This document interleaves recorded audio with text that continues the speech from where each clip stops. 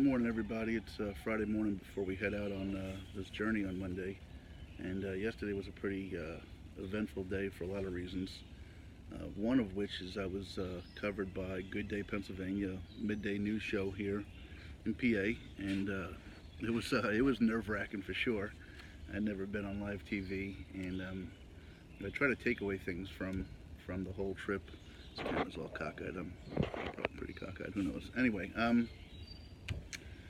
but they were nothing but polite to me. So thank you to Amy, Patrick, and Jen, who made me feel so comfortable and led me through my little segment. Those of you, I think it's on my Facebook page, but if not, and my suggestion to everybody going forward is if you go to pttjourney.com, it's the website, and from there you'll have all the links to be able to hit Facebook, YouTube, or whatever, including these videos that I leave here.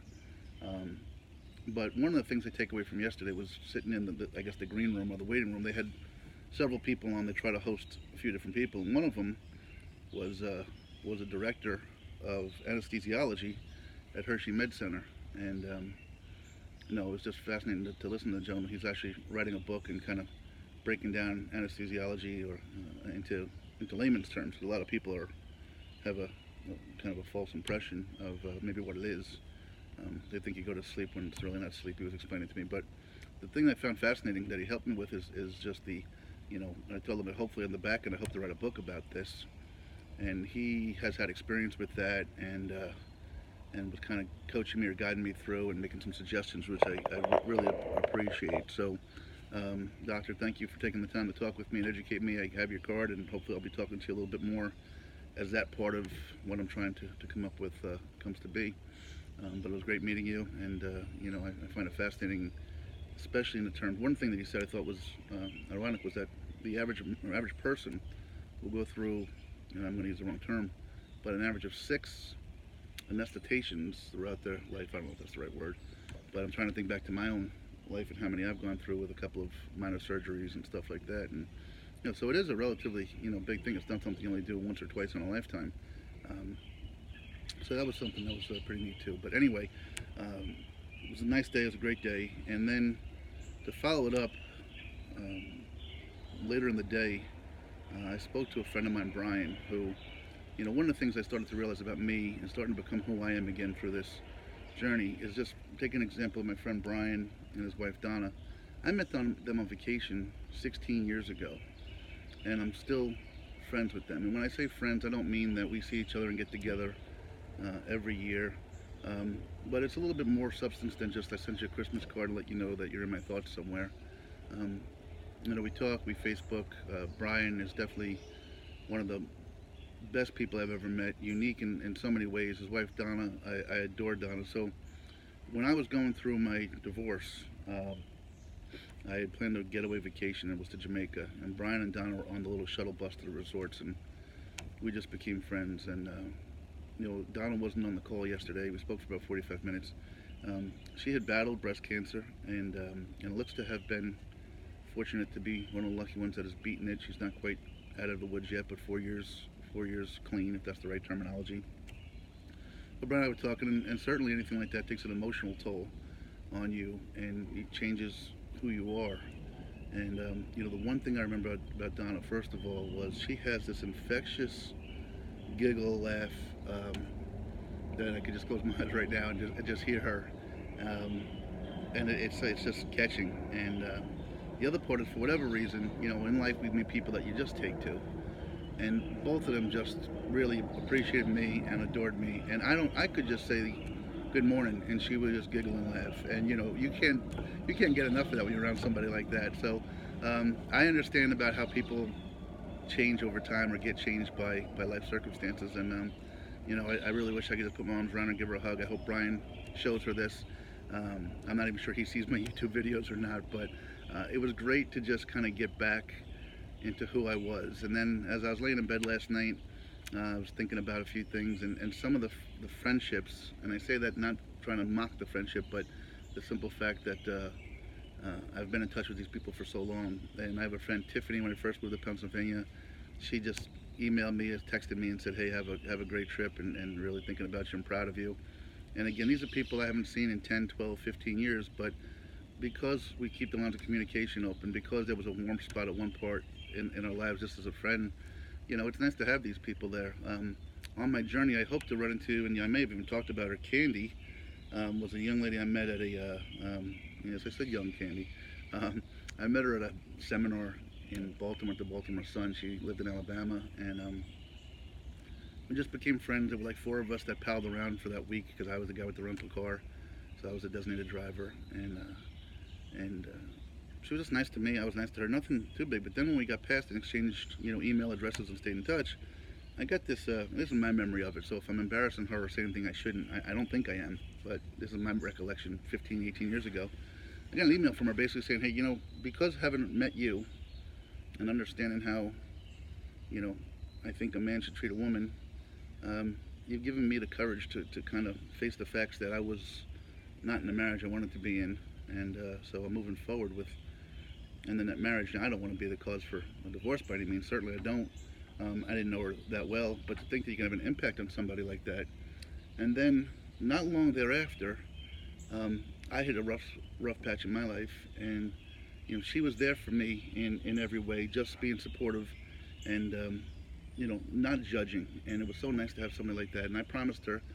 She then went on to meet her current husband, who she'd been married to for many, many years.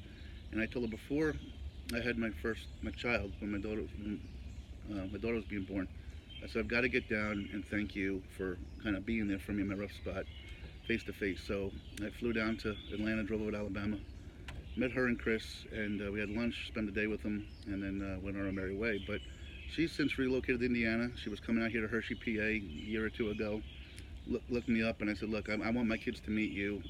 I think I need to have my kids get involved and meet as many great people as there are out there. And so we went and had dinner, and so they met Chris and Candy. But I'm just saying that these relationships that last 15, 18 years, they're kind of rare, but they're special in their own way. And I hope my kids can do that, can have that too, as we go. So I wanted to talk about a couple things. I'm already running long, much longer than I thought. But I believe in a lot of mantras. I try to live my life by them, and I try to get strength from them. And going on this journey, I've had a few that I've lived with for many years, and I've got the papers here. I want to kind of share them with you. I might actually try to be some kind of high-tech guy and turn the camera around by pressing a button and let you see them, because I keep these things and I read them. And this one right here is back in the days when I was actually relatively significant in my professional life. I was traveling on business, and I picked up a Time magazine in the airport, and there was an article. I was going to read the whole thing. It's not very long at all. It was not an article, but it was a statement. I won't read the whole thing today. Maybe I'll save it for my trip and read another portion of it. But one of the most powerful lines on here, the very first paragraph says, "I'm thankful for the unplanned," the whole topic, I think it was around Thanksgiving, saying, what are you thankful for? And this woman's name is Charmaine Yost. She was the CEO, maybe is still the CEO, of Americans United for Life, and a co-author of Mother in the Middle. But the first paragraph and the last paragraph are the two that stick with me. The first one didn't ever stick with me until I just reread it the last couple of days. But it says, "I'm thankful for the unplanned, the unexpected, the revelations that make up an authentic life." And if there's one legacy I can leave my kids, is to be authentic with yourself and with everybody else. Don't be cookie cutter. Don't conform. Just be who you are. Be unique. Be an individual, and love yourself. And life will take care of itself. But the last line, the last paragraph, is something I have written down here, and I'm going to maybe I'm just going to spin the camera this way and show it to you. So the last paragraph, I'm terrible at this, good lord. You can't read it, it's backwards. Nope, I'm going to try this. I am awful, and now I don't know how to spin it around, so let me just read it to you. I'm terrible, guys, I apologize. But her last paragraph said, "Life is not perfect, but it is lovely. I do not have what I planned, but I have immeasurably more than I could have asked for or imagined. For that, I'm thankful." I think if we all stop for a moment and picture ourselves at 15, at 18, at 22, at 24, and really look at our lives and the blessings we've been given in terms of children and family and friendships, I think that last paragraph really is applicable, and I think we probably all say that. Maybe not all, but a whole lot of us. So I'm just going to read it again. "Life is not perfect, but it is lovely. I do not have what I planned, but I have immeasurably more than I could have asked for or imagined. For that, I'm thankful." And so just process that for a little bit, guys.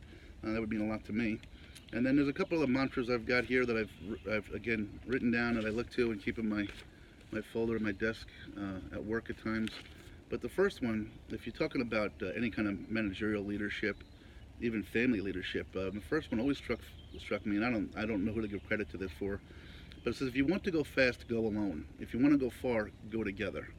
And again, that's kind of the way I'm seeing this journey. Well, I'll be walking across the country on my own. I'm really not. I've got so much support already. I've been doing it for my family, and that's what we got. Boy, this time goes fast when I start talking. Good Lord, there's something I have to get to, and I might just leave that as a second part because it has that much meaning to me. And I'm going to promise you it's going to be an effort not to break down. I'll explain that in a minute. But the last phrase I got here is something that I've had a hard time. I shouldn't say I've had a hard time. This is what motivates me, and I try to explain to my children. We have a problem sometimes, not as a general rule in society or anything like that, but you meet a lot of people that are all about me. It's all about them, and it's just not a trait that I find very becoming. But this middle one here says, if you want to be good, believe in yourself. If you want to be great, believe in others. And again, as I look at what I'm about to embark on, I'm leaving my job. I'm leaving my family, not permanently, of course, and they'll be with me every step of the way. I'm leaving any creature comfort I have here at home, or just the stability of home. Why is this cockeyed? It's so weird and awful. Anyway, but I really am trying to maybe convince myself, but I'm certain when I'm done that I will have 100% belief in others. And again, I just want to read that for my kids and anybody else that wants to listen. If you want to be good, believe in yourself. If you want to be great, believe in others. Some of my biggest challenges professionally is that I see folks that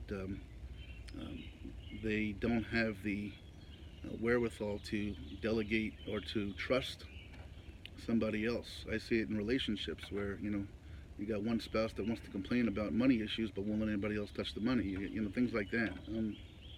You've got to be able to believe in others and say, look, you know what, you've got this, and I'm going to go take care of that. All right. And like I said, on this journey, I don't know what's going to happen with me in terms of my home. It's not a very luxurious or posh home, but it is mine. And financially, it'll probably be my biggest concern of worrying this trip. But that's if I come back with this with just friendships and memories, I'll be the richest guy in the world. So, and then again, go back to the first one. If you want to go fast, go alone. If you want to go far, go together. And I look at this in my son, who's only 9, but he's always got to be racing and rushing and wants to be number one, and the first one finished with a test, and the first one to bat in baseball, and the first one to race into the house.